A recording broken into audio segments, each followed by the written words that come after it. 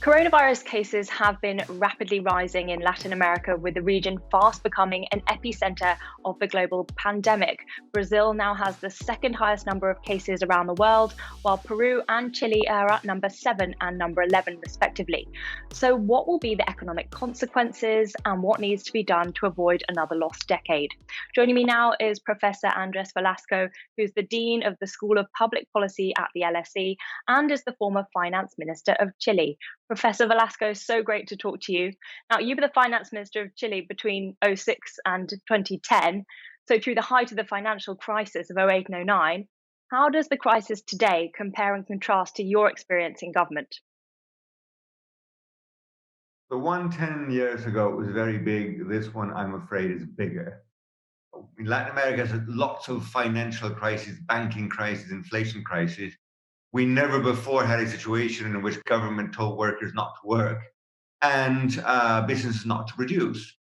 On top of that, Latin America is suffering from the slowdown in world trade, the collapse in commodity prices, the loss on revenues from tourism and remittances, which is particularly important for Central America and the Caribbean, and last but certainly not least, huge capital outflows, particularly in the months of March and April this year. So you put it all together, and this is not one shock, it is five shocks at once. Some countries like Peru and Chile have a little bit of fiscal space to reply. Many other countries are having great difficulty dealing with all of this. Now, Chile's central bank has said that 2020 GDP is expected to be the worst in 35 years since the LATAM debt crisis in the '80s. I know you've written a book about financial crises in emerging markets. What are some of the lessons that we can learn from past crises? And are you concerned about the potential for another lost decade? Well, I should say that I am very concerned. It is true that in the case of Chile, this could be the worst GDP figures probably since 1982-83. But if Chile ends up contracting, sorry, by say 7%, that will make it one of the least affected countries. I would not be surprised. Several of the major countries in the region had contractions that hit the double digits. What we learned in previous crises is that there's the initial hit and then the internal magnifiers. The initial shock is there already. What we need to do is to keep it from spreading across the economy. And that means very low interest rates. That means making sure that central bank credit gets to companies.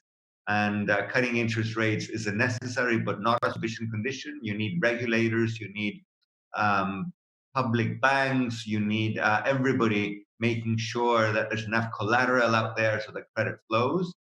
And of course, you also need some fiscal space. This is a disaster. Like other natural disasters that have hit Latin America, families have lost their incomes. Many people simply cannot go to work. So if you have fiscal space, you need to do in Latin America what many rich countries are doing, namely supporting families, providing extraordinary income. If you have an unemployment insurance system like Chile has, using that very aggressively to make sure families have some income. This is important for humanitarian reasons, of course, but it's also important for economic reasons. Because if a family stops consuming, well, then the shop across the street loses income, and that generates a snowball that can have very, very nasty effects indeed. The tragedy here is that only a few countries in the region, as I said earlier, have the room to borrow and to deploy resources in this direction. Other countries, I'm thinking of Argentina here, Ecuador, several others, Venezuela, of course, simply do not have that luxury today because they're over indebted or because past behavior has shut them off from capital markets. And I'm afraid those countries are going to be the worst hit. Yeah, so I mean, you talked about debt, and Colombia became the first Latin American country to trial quantitative easing in March, and Chile followed suit with its own stimulus program, buying bonds to the tune of $8 billion. I mean, given that rising indebtedness, is there a risk of another debt crisis like we saw in the '80s? There is indeed, but it is important to realize here that in this dimension, Latin America is very heterogeneous. There's a country like Argentina, which is in the middle of a debt crisis already, is on the verge of default, and there may be a last-minute agreement in the next few weeks, but Argentina is almost there.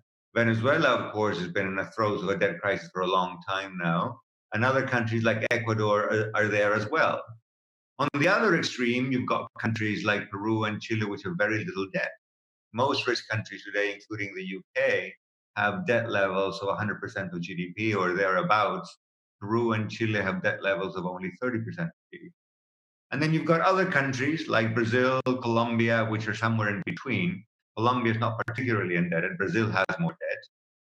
And there are factors today that alleviate the burden of debt a little bit, most important of which, of course, is that interest rates are very, very low worldwide. And that means that countries in Latin America that can borrow do so at lower rates than in the past. But of course, this is manageable if the crisis lasts, say, a year and a half.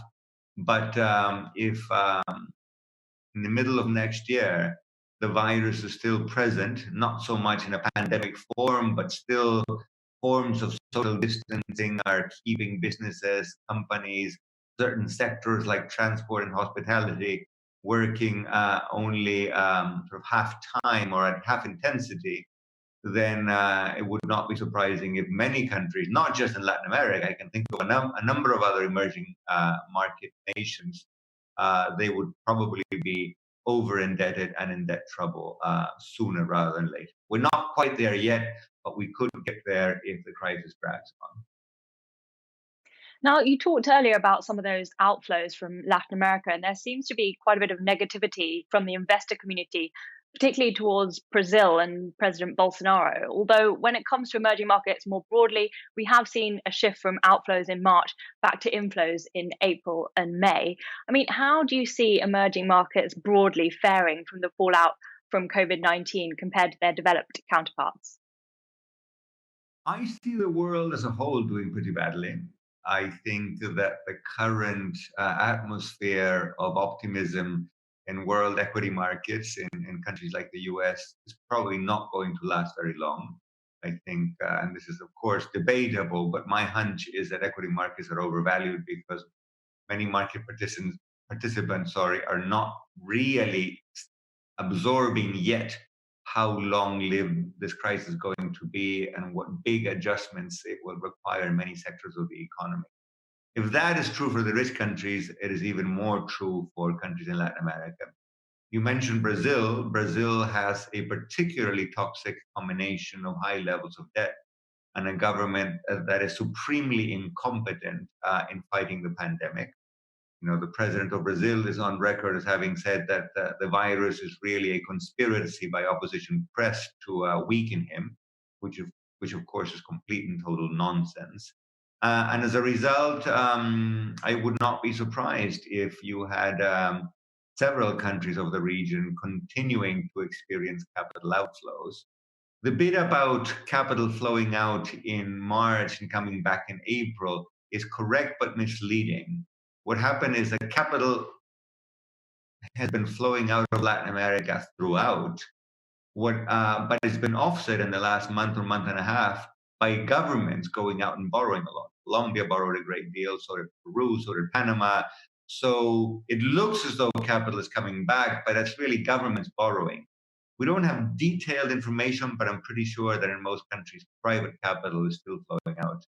And it is not surprising that it should be so, because when you have potential for instability, when you're looking at very negative growth rates, um, we know that risk tolerance is there, but it is fickle, it is volatile, and capital is going home, seeking refuge. And in these circumstances, you know, however mismanaged by the Trump administration, countries like the US remain countries to which you run in at times of an emergency. And that is exactly what we're seeing today. Okay, very, very finally, you mentioned the fact that your view is that equity markets are overvalued. I mean, there's clearly a disconnect between what's happening in the real economy and what we're seeing in markets. We know that we're nearly in a global recession, and equity markets, particularly in the US, are at or close to all-time highs. Has something got to give, and what's it going to be? I think market valuations will eventually give. What's going on is that extraordinarily generous expansionary monetary policies are propping up asset prices, and that's okay. That's one of the things that monetary policies are supposed to accomplish. But that disconnect can only go so far. You were very kind. You said we are on the verge of a global recession. I would relabel somewhat. I'd say we're on the verge of a global depression. This year will be the worst year for world economic growth on record, worse than 1929-30. Will it be much better next year? We can't be sure. If we control the pandemic, if a vaccine shows up on the scene relatively soon, conceivably we could have a V-shaped recovery. Otherwise, many sectors in the economy will be working at half speed. It is not hard to imagine cities like London, where I happen to be right now, continuing to have economic activity that is very far from normal. Transport, hospitality, education, any sector that relies on having lots of people packed into one small space will not be going back to normal anytime soon. And as a result, if you have 1, 2, 2.5 years of economic activity that is way below normal, at some point that has to be reflected in equity markets. If I had to guess, that's going to happen sooner rather than later. All right, Professor Velasco, thank you so much for sparing your time. Really, really appreciate it. My pleasure. And that was Professor Andrés Velasco, the Dean of the School of Public Policy at the LSE and the former Finance Minister of Chile. He's taking part in the Recovery Summit as a speaker this week. You can find more information on that on their website. It's www.therecoverysummit.com. I'm Victoria Scholar, and thanks for watching IGTV. For more videos like these, subscribe to our YouTube channel, IG UK, and make sure to follow us on Twitter. We're at IGTV.